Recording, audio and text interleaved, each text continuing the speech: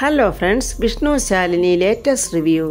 വിഷ്ണു കമലിനോട് പറയാ, എടാ കമല, നിനക്കൊക്കെ ആയതുകൊണ്ട് തന്നെയാടാ ഈ വീട് തന്നെ നീ തേടിപ്പിടിച്ച് എന്നെ ഈ വീട്ടിലേക്ക് തന്നെ കൂട്ടിക്കൊണ്ട് വന്നത്.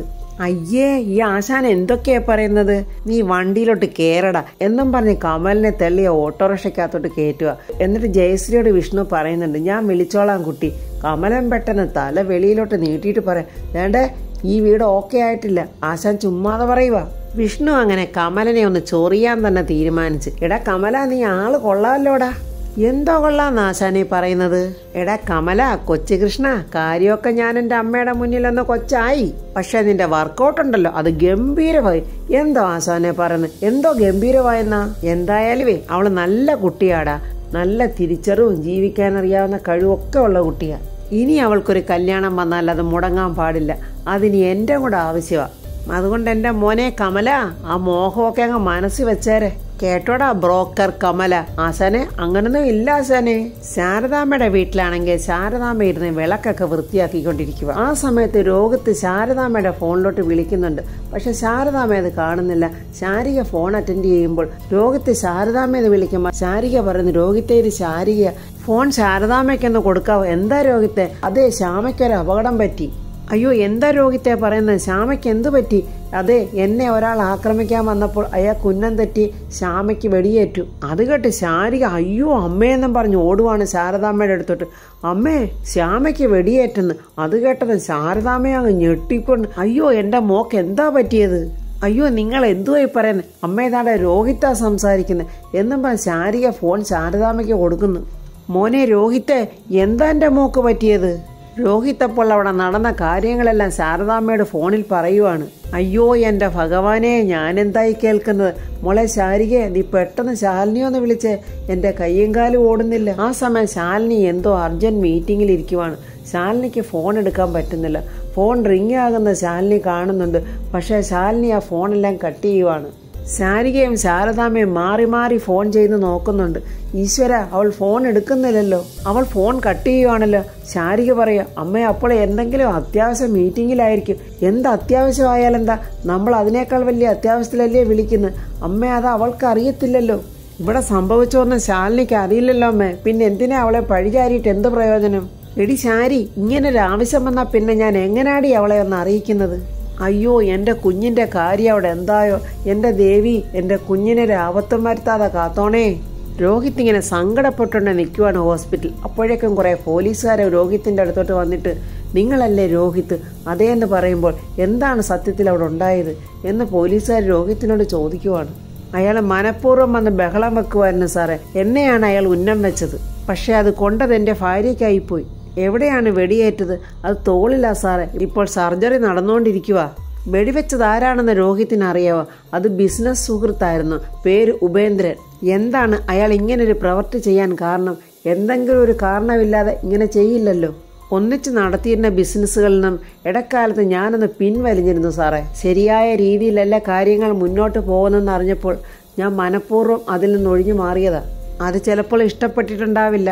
അപ്പോൾ പോലീസുകാരൻ ചോദിക്കുന്നു, സാമ്പത്തികമായി എന്തെങ്കിലും പ്രശ്നങ്ങൾ ഉണ്ടായിട്ടുണ്ടോ? എൻ്റെ അറിവിലൊന്നുമില്ല, പക്ഷെ അയാൾ എന്തൊക്കെയോ പറഞ്ഞു നടക്കുന്നുണ്ട്. എന്തായാലും ഇനി കൂടുതൽ വിവരങ്ങൾ ചോദിച്ചറിയാൻ വേണ്ടി ഞങ്ങൾ സർജറിയൊക്കെ കഴിഞ്ഞിട്ട് വരാം.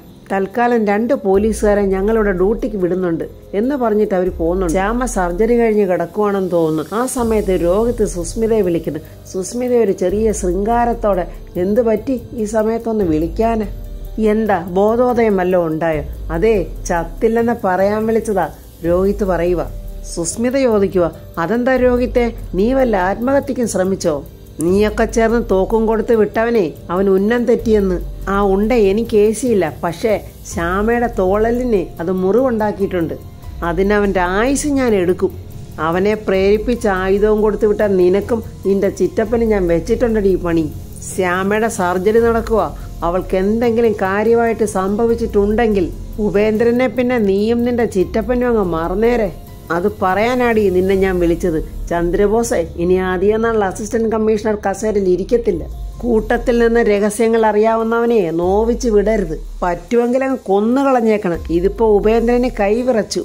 ആ വിറയലുണ്ടല്ലോ, അതൊക്കെ നിന്റെ ആയുസ് എടുക്കാനായിരിക്കും വിധി. ഇനിയുള്ള കളികളൊക്കെ നമ്മൾ തമ്മില്ല. ഏത് മാളത്തിൽ പോയി ഒളിച്ചാലും നിന്റെയൊക്കെ പിന്നാലെ ഞാൻ ഉണ്ടാകും. നീ പറഞ്ഞേക്കടി അവന്മാർ രണ്ടുപേരോടും എന്നും പറഞ്ഞ് രോഹിത്ത് ഫോൺ കട്ട് ചെയ്യുവാണ്. രോഹിത്ത് പറഞ്ഞതെല്ലാം ശ്വാസം അടക്കി പിടിച്ചിരുന്ന് കേൾക്കുമായിരുന്നു സുസ്മിത. സുസ്മിത ആകെ സങ്കടത്തിലായി. അയ്യോ, ഇയാൾ എന്തൊരു അബദ്ധമായി കാണിച്ചത്. ദൈവമേ, ഇതിപ്പം മൊത്തത്തിൽ കുഴയുമല്ലോ. സുസ്മിത ഉടനെ ചന്ദ്രബോസിന് മെസ്സേജ് ഇട്ടിട്ട് ഉടനെ കാണണമെന്ന് പറഞ്ഞിട്ടുണ്ട്. അങ്ങനെ അവർ രണ്ടുപേരും കാണുമ്പോൾ ചന്ദ്രബോസ് ചോദിക്കുന്നത്, എന്താടി ഉടനെ കാണണമെന്ന് പറഞ്ഞത്? കുഴപ്പം പിടിച്ച വല്ല പ്രശ്നമാണോ? അറിഞ്ഞ കാര്യം വല്ലതും? കൂട്ടുകാരൻ നല്ല മണ്ടത്തരം കാണിച്ചു വെച്ചത്. ചന്ദ്രബോസ് പറയാം, മണ്ടത്തരമല്ലേ അയാൾ കാണിച്ചത്. ആ പെണ്ണങ്ങാനും ചത്തുപോയാൽ പിന്നെ ആജീവനാന്തം അയാൾ ജയിലിൽ തന്നെ. അയാളുടെ മലേഷ്യയിലെ ബന്ധം വരെ ഇല്ലാതായി പോകും.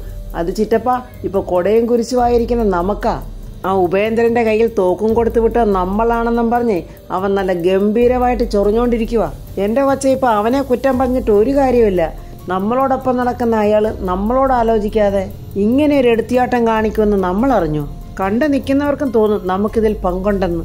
ഇനിയിപ്പോ പോലീസ് തിരക്കി വരും. ഞാനും പിന്നെ അവരുടെ നോട്ടപ്പുള്ളിയാകും. ശ്യാമയ്ക്ക് വെടിയേറ്റെന്നും പറഞ്ഞേ ആ രോഹിത്ത് ഭർത്താവ് വല്ലാതെ സങ്കടം ഒഴുക്കിയാ സംസാരിച്ചത്. അവന്റെ പ്രിയപ്പെട്ട ഭാര്യയുടെ മേല് നോവിച്ചേനെ ചന്ദ്രബോസിനെ അടക്കം എല്ലാത്തിനെയും കാണിച്ചിരുമെന്ന് അവൻ പറഞ്ഞിരിക്കുന്നത്. അതുകൊണ്ട് വേണമെങ്കിലൊന്ന് സൂക്ഷിച്ചോ.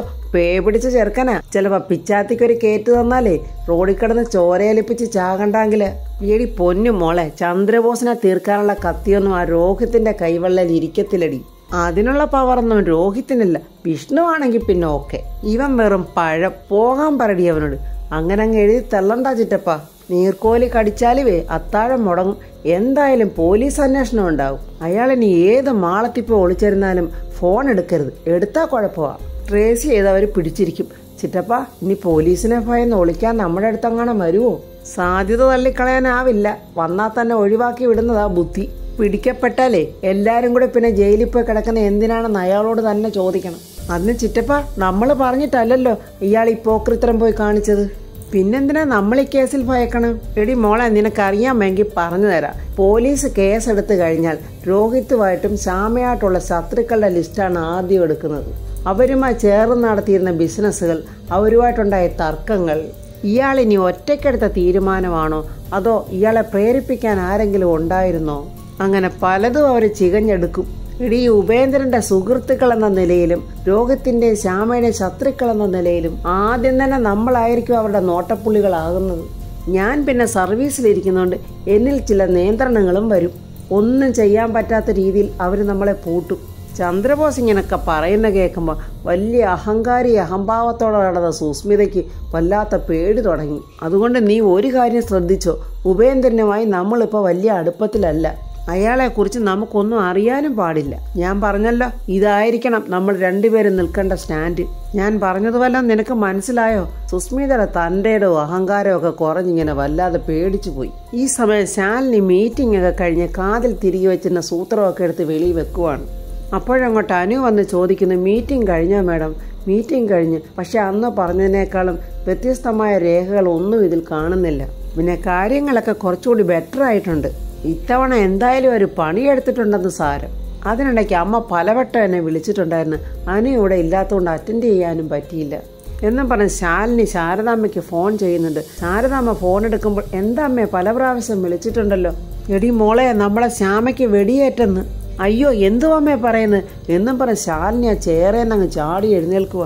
ആ ഉപേന്ദ്രൻ അവിടെ ചെന്ന് വഴക്കുണ്ടാക്കിയെന്നോ തോക്കെടുത്ത് വെടിവെച്ചെന്നോ എന്തൊക്കെയോ പറയുന്നു.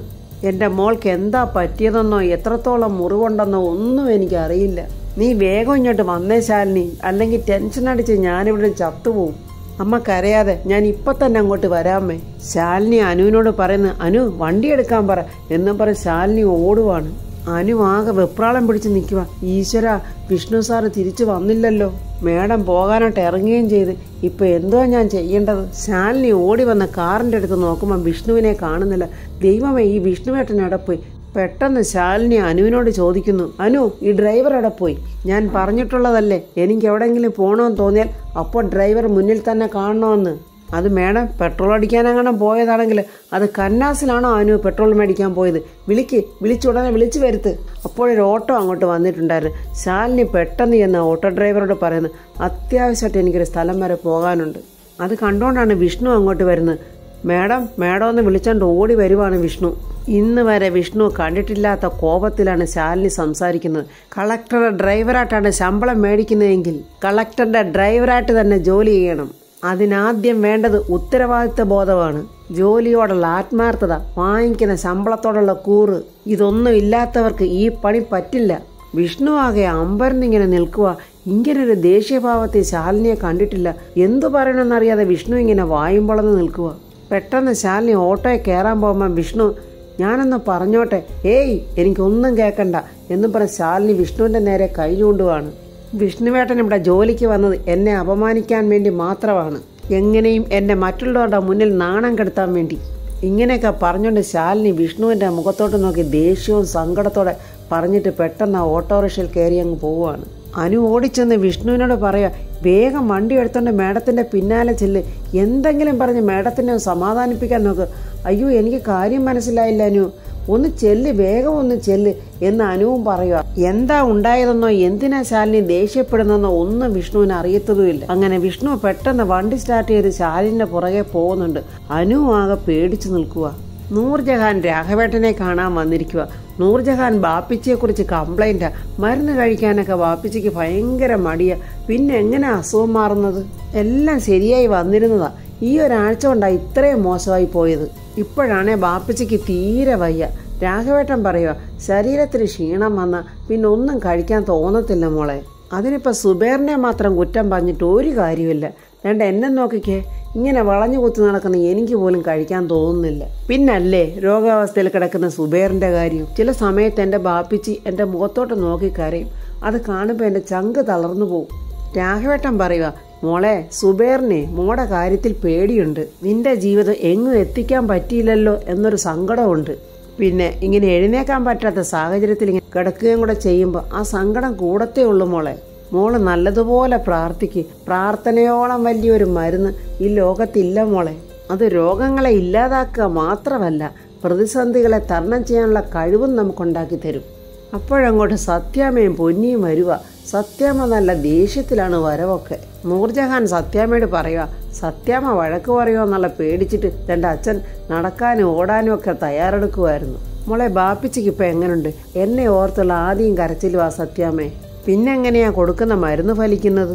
വിഷ്ണു വാടക വീടെടുക്കാൻ പോകുന്നത് കണ്ടിട്ടുള്ള ദേഷ്യം കൊണ്ടാണ് സത്യാമ്മ പറയുന്നത്.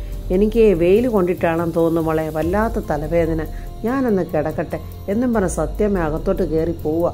രാഘവേട്ടൻ പൊന്നിയോട് ചോദിക്കുന്നത്, വേറെ എന്തോ കാര്യമുണ്ടല്ലോ, മുഖം കടുപ്പിച്ചു പിടിച്ചോണ്ടാണല്ലോ പോകുന്നത്. പൊന്നി രാഘവേട്ടനോട് പറയുക, ഞങ്ങളൊരു വീട്ടിൽ ചെന്നപ്പോഴേ വിഷ്ണു കുഞ്ഞ് അവിടെ വീട് വാടകയ്ക്ക് നോക്കാനായിട്ടവിടെ വന്നിരുന്നു. കഷ്ടകാലം എന്ന് പറയട്ടെ, സത്യാമ്മയുടെ മുന്നിൽ ചെന്ന് പെടുകയും ചെയ്തു. എന്നാൽ ഇനി ഞാൻ പൊയ്ക്കോട്ടെ, വൈകിയാൽ മാമി അന്വേഷിക്കും എന്നും പറഞ്ഞ് യാത്ര ചോദിച്ച് നൂർജഹാൻ പോവുകയാണ്. സത്യാമ്മ വിഷ്ണുവിനെ കണ്ട ദേഷ്യത്തിൽ അകത്തെ കട്ടിലിൽ പോയി ഇങ്ങനെ ഇരിക്കുക. പക്ഷെ രാഘവേട്ടൻ ആ അലമാരിയിൽ വെച്ച്, അതായത് സത്യമോൾ വിഷ്ണുവിൻ്റെ മകളാണെന്ന് എഴുതിയ ആ പേപ്പർ അവിടെ താഴെ വീണ് കിടപ്പുണ്ട്. സത്യാമ്മ അത് കാണുന്നതുമില്ല. സത്യാമ്മയുടെ അടുത്താണ് പേപ്പർ കിടക്കുന്നത്. രാഘവേട്ടന് സത്യാമ്മയുടെ അടുത്തോട്ട് വരുന്നുണ്ട്. രാഘവേട്ടനും ആ പേപ്പർ കാണുന്നില്ല. എന്നാൽ ആ പേപ്പറെ ചവിട്ടാൻ പോകുന്ന പോലെ അടുത്തു നിന്നാണ് രാഘവേട്ടൻ സംസാരിക്കുന്നത്. ഫാമേ, ഇതിപ്പോ നീയായിട്ടുണ്ടാക്കിയതാ. അവർക്ക് ഒരുമിച്ചൊരു ജീവിതം വേണമെന്ന് അവരാഗ്രഹിച്ചു. അതിനിപ്പം നീയായിട്ട് അവസരം ഉണ്ടാക്കി കൊടുക്കുകയും ചെയ്തു. ഇനി അങ്ങനെ വിചാരിച്ചാൽ മതി. രാഘവേട്ട, അതെന്റെ വിഷമം കൊണ്ടല്ലേ ഞാൻ അന്ന് അങ്ങനെയൊക്കെ പറഞ്ഞത്. അതിനുടനെ അവൻ പോയി വീട് നോക്കുന്നതാണോ വേണ്ടത്? എത്ര വർഷമായി ഫാമേ അവരിങ്ങനെ തെക്കും വടക്കുമായിട്ട് കഴിയുന്നത്. അവരെ ഇനിയെങ്കിലും ഒന്നിച്ചൊന്ന് ജീവിച്ചോട്ടെ. നീയായിട്ട് തന്നെ അതിന് വഴി ഒപ്പിച്ചു കൊടുത്തു എന്ന് വിചാരിച്ചങ്ങ് സമാധാനിച്ചാ പോരെ. ആഹാ, എനിക്ക് എൻ്റെ ഒപ്പം എൻ്റെ മോൻ വേണം. ആ ചിന്ത നിനക്കന്ന് ഉണ്ടായിരുന്നെങ്കിലേ ആ രാത്രി നീ അവനോട് അങ്ങനെ ഇറങ്ങിപ്പോവാൻ പറയുമായിരുന്നോ? അത് പിന്നെ രാഘവേട്ട അവളുടെ അടിമയായിട്ട് അവൻ പോയിട്ടല്ലേ. എന്നിട്ട് ഫാമേ, അവൻ നീ പറഞ്ഞത് കേട്ടോ? നീ പറഞ്ഞതനുസരിച്ച് അവൻ ആ ജോലി നിർത്തിയോ? ഇല്ലല്ലോ. അപ്പോഴേ അവൻ ആ ജോലി ഇഷ്ടപ്പെടുന്നെന്നല്ലേ അർത്ഥം. അതുപോലെ തന്നെ അവരൊരുമിച്ച് ജീവിക്കാനും ആഗ്രഹിക്കുന്നുണ്ട്. മക്കളെ, തന്നോളം വളർന്ന താനെന്ന് വിളിക്കണമെന്ന് പറയുന്ന പോലെ അവരവരുടെ ഇഷ്ടത്തിന് അങ്ങ് ജീവിച്ചോട്ടെ. നമുക്കൊരല്പം ദൂരെ നിന്ന് അവർ ജീവിക്കുന്നത് നോക്കിക്കണ്ട പോരെ. എനിക്ക് നിങ്ങളെ കാണണ്ട രാഘവേട്ട. നട്ടലില്ലാത്ത ഒരു മോനും നട്ടലില്ലാത്ത ഒരു തന്തയും. ഇങ്ങനെയൊക്കെ സത്യാമ്മ രാഘവേട്ടനോട് പറയുവാണ്. അപ്പോഴും അവർ രണ്ടുപേരും ലെറ്റർ ഇതുവരെയും കണ്ടില്ല. സത്യാമ്മയുടെയും രാഘവേട്ടന്റെയും അടുത്ത് തന്നെയാണ് ലെറ്റർ കിടക്കുന്നത്. അപ്പോൾ ഫ്രണ്ട്സ്, സത്യാമ്മയുടെയോ രാഘവേട്ടന്റെയോ ആരുടെയെങ്കിലും കയ്യിൽ ലെറ്റർ കിട്ടിയാൽ സത്യാമ്മ അറിയും വിഷ്ണുവിൻ്റെ മകളാണ് സത്യമെന്ന്. അതറിഞ്ഞു കഴിയുമ്പോൾ സത്യാമ്മയിലുണ്ടാകുന്ന മാറ്റം എന്തൊക്കെയാണെന്നുള്ളത് നമുക്ക് അടുത്ത റിവ്യൂവിൽ കാണാം. എൻ്റെ ഈ റിവ്യൂ ഇഷ്ടപ്പെട്ട ലൈക്കും കമൻസും സബ്സ്ക്രൈബ് ചെയ്യാത്തവ സബ്സ്ക്രൈബ് ചെയ്യണേ.